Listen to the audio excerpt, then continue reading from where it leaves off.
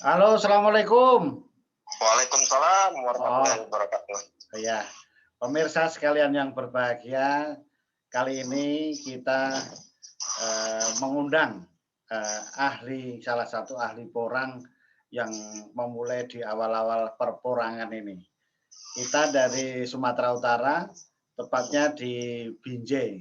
Kita undang kali ini untuk berbincang-bincang mengenai budidaya porang dengan Pak Abdul Muiz, ya, atau YouTube-nya Tiga Porang Binjai ya Mas ya? Tiga Putra Oh, Binjai, Pak. sorry, Tiga Putra Binjai, ya. Tiga Putra Binjai Porang. Oh, Tiga Putra Binjai Porang. Nah, jadi nanti bisa dicari di YouTube itu, terkenal juga. Jadi di background saya ini juga gambarnya dari Pak Abdul Muiz ini porangnya yang rimbun hijau sekali, subur sekali. Ya. Alhamdulillah. Jadi dulu awal mulanya menekuni porang ini gimana Pak Abdul Muiz?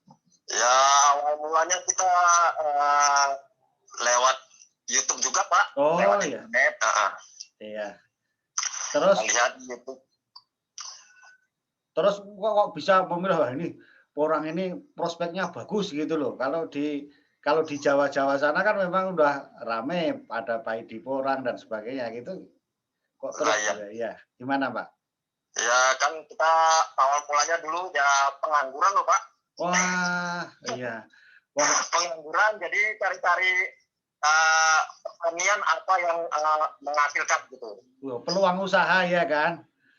Peluang usaha aja di searching ya kenal orang. Ketika itu kenal orang memang adanya baru di Madiun. Oh iya. Alhamdulillah kemarin saya datang ke tempatnya di Binjai, tempatnya Masa, wah itu bibit kataknya banyak kali ya kan? Lah iya Pak. Oh, ya. Jadi gini, itu tadi udah tahu kita Mas Abdul Muiz memulai itu ya. Jadi iya, Pak. Dulu memulai pertama kali bibitnya dari mana dapatnya? Dari Madiun Pak, Jawa Timur. Oh luar biasa. Itu bibit katak atau umbi? Awal mulanya dari kata Pak. Oh ya, oke lah ini kita udah tahu ceritanya. Sekarang kan Masnya udah nanem lah, udah pengalaman itu. Ini mau saya tanya dari awal, ini kan bagaimana nanti para generasi muda itu bisa terinspirasi dari Mas Abdul Muiz gitu. Iya. Ya. Ya, Pak. Jadi kan ini Pak Abdul Muiz, saya juga sangat tertarik dengan porang ini. Saya cari-cari, saya tuh juga pengennya memanfaatkan lahan yang kosong di Indonesia ini kan banyak. Pikiran saya kan gitu. Iya benar Pak. Termasuk di bawah pohon sawit. Saya karena kerja di kelapa sawit ya, gimana ini kok kosong? Nanamnya apa kan gitu. Nah, itulah ketemu terus porang-porang sebenarnya udah agak lama juga saya hanya setelah sekarang rame ini wah ini cocok karena dari dulu memang sudah sering disebutkan kalau di namanya iles-iles umbi-umbian ini sudah ada kan gitu ceritanya. Ya. Jadi kalau ini untuk orang awam kan jangan sampai salah. Kalau di kebun itu ada yang tanya ke saya juga itu Mas Abdul Muiz. Ini di sawit sudah ada katanya gitu. Setelah saya cek juga bukan porang, suwek. Ya, jadi tolong Mas dibedakan apa bedanya porang, iles-iles, walor sama suwek Mas. Oke siap Pak. Jadi yang pertama kalau porang Pak. Iya. Kalau porang itu kalau dari apa dulu ya, dari media daun. Daunnya ya. Nah, dari daun itu kalau porang itu daun mudanya itu pinggirannya elitnya itu warna pink Pak. Oh iya iya.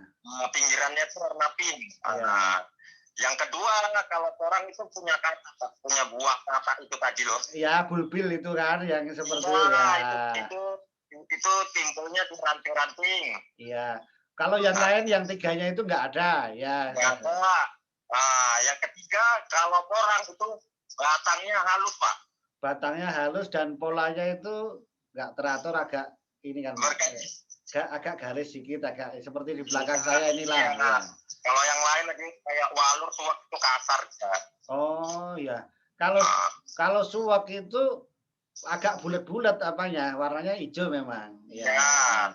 Terus kalau apa ya itu walur apa itu kasar, ada agak duri dan warnanya enggak hijau, agak kecoklat-coklatan ya kan. Iya, benar-benar. Ya, udah paham. Enggak, kita itu gini untuk menjelaskan ke masyarakat ya kan kita diskusi ya kan. Iya, oke siapa. Terus polanya juga agak beda, iles-iles. Kemudian dari segi umbinya, saya kan udah membuktikan ya kan. Iya. Kalau ini kan karena harganya mahal, karena mengandung glukomanan, kalau dibelah kan warnanya oranye kan, agak kuning kan. Iya. Ya, karena untuk digunakan untuk lem, untuk apa itu kan, dan itu untuk diet, untuk apa, untuk bikin mie kan bagus sekali memang itu. Benar Pak. Ya, kalau iles-iles putih, ya warnanya. Putih, kalau walur kuning. Ya, walur kuning. Terus ya. Kalau suwek itu ada benjolannya, itu ada anak-anak benjolan. Umbinya bercabang dia. Bercabang, agak apa juga agak kuning sedikit lah, tapi ya berserat lah kan gitu. Nah ini untuk penjelasan ke masyarakat gitu. Iya. Nah, satu lagi Pak. Apa lagi? Kalau porang itu serat umbinya itu halus Pak. Oh iya halus. Ya. Nah kalau walur suwek itu seratnya kasar, nampak urat-uratnya kalau kita berat. Nampak urat-uratnya, betul. Ya. Terus gini, pertanyaan berikutnya. Bibit, yang ini pertanyaan. Kita milih bibit itu dari umbinya atau kataknya yang paling bagus menurut Pak? Kalau kita sarankan itu dari katak Pak. Oh ya. Karena kalau kan kata tingkat kehidupannya itu kalau bibit asli Dorma itu 99% Pak. Oh iya iya. Nah, kalau umbi rentan busuk. Oh iya. Nanti kalau umbi kalau pengepungan licet dikit aja itu bisa menimbulkan jamur. Oh iya. Itu pertama. Yang kedua kalau petani pemula beli mau tanam di bibit umbi, yang namanya umbi itu kan banyak Pak. Walur punya umbi, iya. Giles punya umbi, suwak punya umbi. Salah pula nanti ya kan? Nah itu yang khususnya untuk petani pemula lah. Iya. Nanti beli umbi yang datang walur. Iya. Kalau saya gini prinsipnya Pak Abdul Muiz. Orang ini mempunyai kelebihan dibanding yang lain. Dengan adanya kata itu. Jadi di bawah umbi, di atas calon umbi kan gitu. Iya. Ya, jadi perbanyakan lebih bagus pakai kata kalau menurut saya karena kalau ya umbinya dibesarkan untuk dijual itu kan diperbanyak lagi kan gitu. Iya. Dan saya lihat di YouTube juga itu kan banyak yang diiris-iris, dibelah-belah apa untuk dimutilasi katanya itu ya supaya muncul apa. Meskipun itu harus ditambah fungisida, ditambah apa supaya tidak terinfeksi penyakit kan gitu. Nah, jadi mungkin kalau kita udah punya umbi sendiri, monggo silakan dibelah-belah nggak apa-apa. Iya. Tapi kalau kita beli umbi lalu kita belah-belah ya nggak usah. Oh iya benar, iya. Terus ini Pak Abdul Muiz, kalau itu kan ukuran katak kan juga berbeda-beda. Kan ada yang kecil, ada yang kemarin saya beli tempat Bapak itu kan beda, itu ada yang isinya 100 limpul sama yang 400. Iya. Itu sebenarnya pilih yang mana itu? Sebenarnya ini Pak, kalau untuk memperkuasaan, mending kita beli yang mini. Tapi kalau kita mau ngejar hasil, ya pilih yang super. Oh, itulah kuncinya, tahu ya. Iya. Oke, terus itu Pak, ini kita berikutnya ya. Orang ini kan belum tahu sistemnya, ada rimpes, ada dormansi itu kan.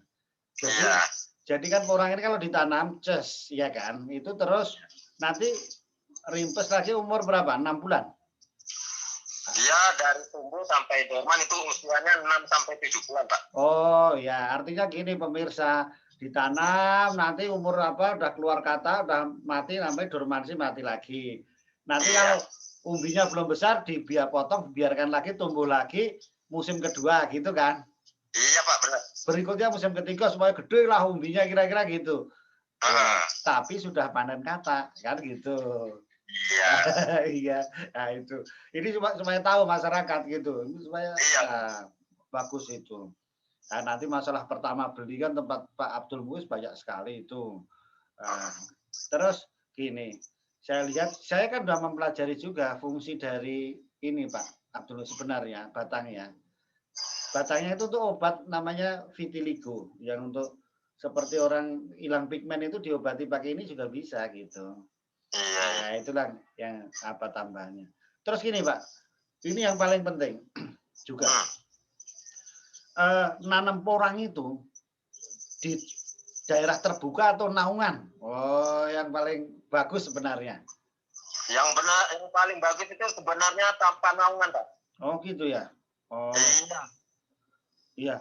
Terus karena kalau saya lihat Pak Abdul Muiz itu kan saya senangnya ini karena tahan naungan juga loh, lumayan begitu. Lah iya. Kan yang 10% apa tuh bisa yang agak gelap itu pun bisa tumbuh kan. Bisa tumbuh, tapi kalau mau hasil yang maksimal, dia mending tanpa naungan Pak. Ya betul, karena itu teorinya mesti betul karena fotosintesisnya cahayanya banyak kan gitu. Iya. Iya. Tapi kalau saya prinsipnya gini, ya hasilnya agak sedikit nggak apa-apa karena memanfaatkan lahan kosong. Wah kan gitu. Lahan yang kosong. Iya, kalau yang terbuka kan ditanami apa saja bisa. Tapi kalau lahan yang tertutup, agak naungan itu tidak semua tanaman bisa hidup. Iya Pak. Makanya saya melihat juga, saya lihat di mana-mana sudah ada yang mencoba di bawah pohon sawit berhasil, di bawah pohon karet berhasil, di bawah pohon sengon berhasil, di tanaman-tanaman saya berhasil, saya lihat orang ini luar biasa. Terus gini Pak, saya lihat juga ada yang membandingkan mulsa dan tidak pakai mulsa. Oh, gimana itu Pak? Kalau menurut kita itu bagus pakai mulsa. Oh iya, alasannya? Alasannya yang kedua, kalau pemupukan itu nutrisinya nggak berebut sama rumput. Oh betul, ini gulmanya nggak tumbuh. Iya, itu yang pertama. Yang kedua jaga kelembapan tanah loh Pak. Wah luar biasa, sampai jadi lembab terus, nggak gampang menguap. Iya, benar-benar. Mantap sekali.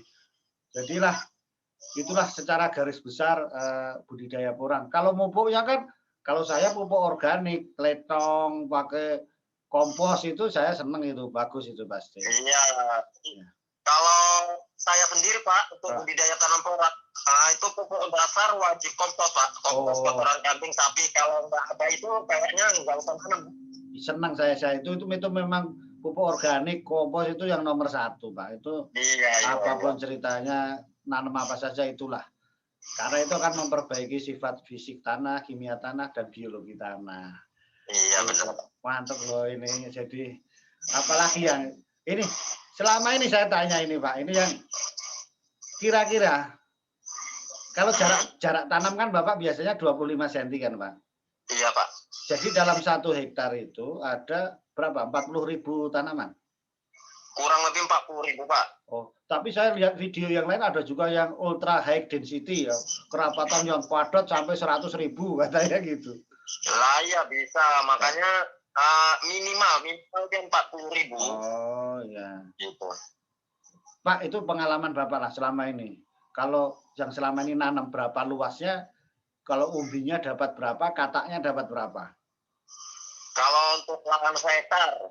Ya, terserah lah yang pengalaman selama ini Bapak.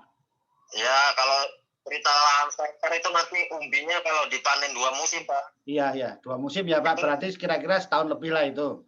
Lah ya, itu minimal itu tembus 80 ton Pak. 80 ton? Sekarang iya, umbinya. Sekarang kalau harga yang paling murah berapa umbinya? Umbinya itu sekarang di harga 8.000 Pak. 8.000. Itu masing-masing daerah memang beda. Lah iya.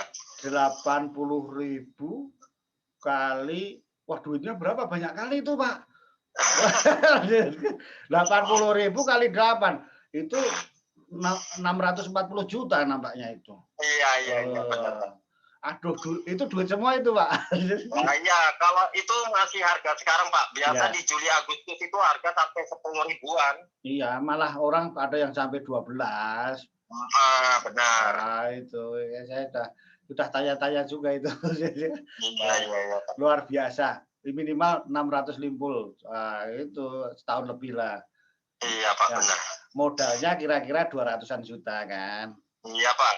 Itu plus katanya, belum dijawab itu. Katanya Pak. Itu katanya dia kalau kita hitung sampai 2 musim, itu paling minim ya Pak. Kita hitung-hitungan minim aja. Iya. Nah, itu 1 ton dapat Pak. Waduh, 1 ton. Ya 1 ton itu kan 1000 kilo. Iya. Aduh, 1000 kilo kali berapa itu duitnya? Kali 200 aja lah, nggak usah mulu-mulu. Kali 200 mulu, iyalah. Aduh, ngitung duitnya payah lah Pak, nggak usah lah. Nanti pada kepengin lah itu. Ya. Memang seperti itu Pak. Iya. Itu real nyata, itu fakta di lapangan. Saya percaya Pak, dan saya senangnya gini loh, nanam porang itu menurut saya, insya Allah tidak rumit gitu. Iya benar. Perawatan nggak begitu apalah, itulah nggak rewel gitu. Yang buat sulit ini untuk memulainya Pak. Nah itu tadi orang banyak malas ya gitu. Memulai pertama ini yang sulit. Nah ini mudah-mudahan video kita ini Pak Abdul Muiz, jadi ya memacu merangsang para petani semua bisa menanam porang, bisa tumpang sari. Amin. Ya, jadi tinggal saya bilang yang para petani khususnya yang di Sumatera Utara atau yang di tempat lain mau perlu bibit, ada di tempatnya Pak Abdul Muiz di 3 Putra Binjai Porang. Siap. Atau lewat saya nanti saya hubungkan ke Pak Abdul Muiz. Ya ini biasa gitu nanti orang sering hubungi saya itu Pak. Waduh, ada nomor kontak kita Pak. Iya nanti saya sampaikan. Silahkan ke tempatnya Pak Abdul Muiz. Untuk yang Sumatera Utara silakan datang sendiri ke Binjai. Ya kira-kira gitu. Iya. Oke, terima kasih sudah lengkap nampaknya ini ilmu dasar-dasarnya kita budidaya porang. Iya, nanti kalau mau lebih lengkap lagi datang aja langsung kemari. Iya, Pak. Kita sharing belajar sama bareng-bareng. Oke, nanti kita cantumkan nomor teleponnya Pak Abdul Muiz ya di video saya. Oke, terima kasih Pak Abdul Muiz. Selamat sore. Assalamualaikum warahmatullahi wabarakatuh. Waalaikumsalam warahmatullahi wabarakatuh.